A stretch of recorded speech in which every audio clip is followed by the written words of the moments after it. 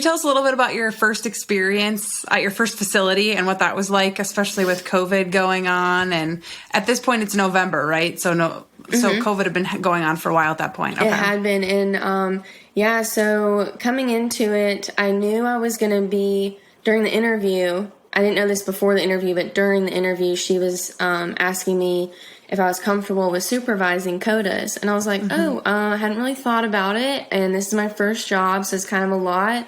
But if I have like someone I can lean on there, like how many OTs do you have on staff? I'm sure I could work with them. And she was like, oh, you're going to be the only OT. And that's when I was like, perfect. Oh, okay. And then she said, are you okay with that? And I was like, are you okay with that?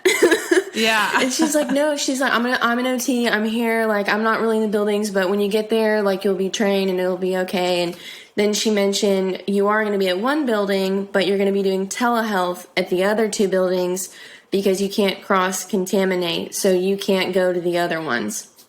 And she's like, but all it is really supervising the other codas. Okay. I was like, okay. That sounds, if I'm trainable, if you guys train me and if I feel comfortable, and that's fine. Well, I got there and it wasn't the case. I showed up day one and was handed the laptop, and the rehab director didn't have clinical background, so he could show me kind of some ins and outs of the actual program.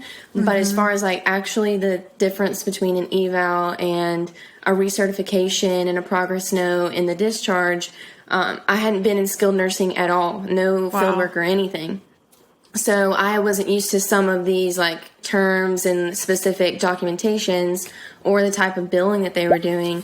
So I was kind of overwhelmed immediately, and I was trying to wrap my head around, the patients I had to see at that building. And then he said, so you're actually also going to supervise a coda at another building via telehealth. She's going to call you on the phone. You guys are going to FaceTime. I was like, okay, well, what do I do? And he was like, you just watch what she's doing. That's all. You're just supervising. I was like, okay, I can do that. And then she starts texting me. The code is like, hey, when you wanna get together. And I was like, I don't even know how to work this computer. I don't even know how to turn it on. So then the DOR at the building next door messages me. It was like, hey, you have 5 patients at my building. And I was like, what? Okay, well, who's the code over there? And then she called me. I hadn't even started anything yet. I'm trying to figure out what I'm doing. And then they tell me that I'm going to have to walk outside and treat these patients outside their bedroom window. And I was like, hold on. I'm sorry. I think I misunderstood what you just said. Yeah. This is a joke.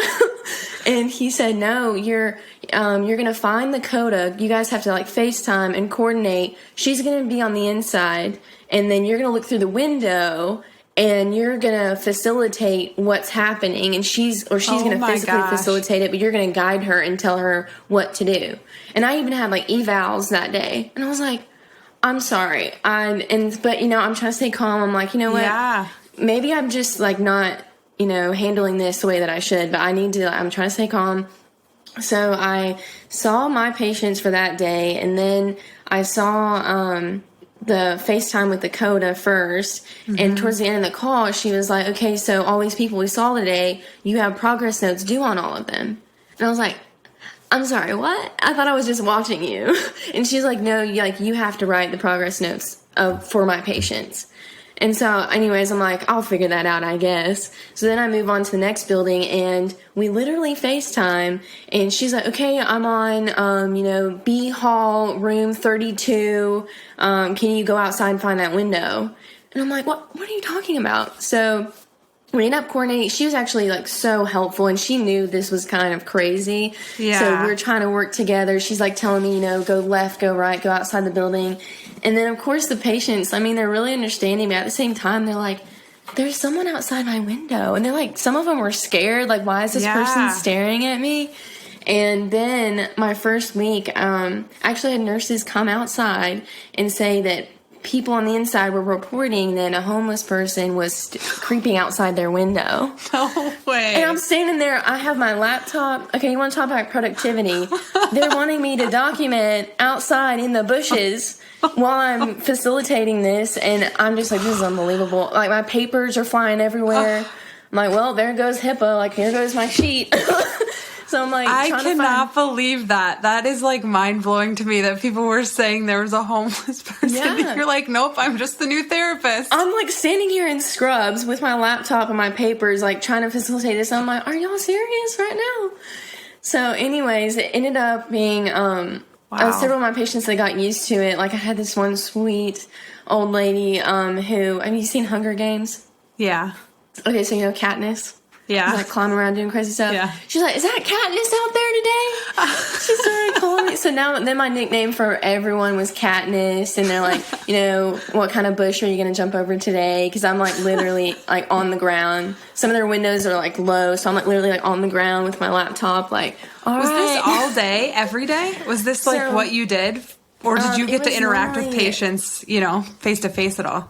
So my only face-to-face patients were in my building. Okay. And the other ones were the telehealth, which honestly, the service was so bad. They couldn't really see me. I couldn't really see them, what was going on. I had to really depend on my codas. And in the beginning, like, luckily they've been doing this for a while. So I mean, seriously depended on them and like just trusted, like, I trust you guys, you know, have what's going on. Like, you guys have this together. But there's so many times where they have to dress up in all the PPE and they go into the room and we get halfway through. And then I'm like, oh, wait, if I would have been there, I would have grabbed this and this and this. And this is kind of because I still have to control what's going on. Yeah. And now I'm like, now we need a ruler. We need this weight. We need all this stuff. And so now they're stressed. They're already dressed up. And it just always was such, like chaos, honestly. And then we lose service. Our phones would, you know, the girl on the inside, the phone would either shut off or go on mute, or the patient couldn't hear us and we're like repeating what we're saying a million times. And they're just like, I felt so bad because I was like, they're not benefiting here. Like, I want to be in there. I want to be with them. And just the whole COVID, you know, it really changes, not just, you watch also with the families having to visit through the window. They can't go inside. Seeing the impact that has, and there's no, you know, family education during my first assignment didn't exist because my patients weren't seeing their families. And a lot of these in long-term care, they weren't ever going home. They were here. And so the learning curve, when I got out of that and I started going to facilities that they did have their family visit, now I was like, wait, I don't even know how to educate their family because I didn't have to do that. I never even saw their family. But then being able to work one-on-one with the family and like showing them, this is the interventions we've been doing. Here's the progress. Now this is how you take this home, and having them teach it back. And that whole experience, it was mind-blowing, the difference that it made.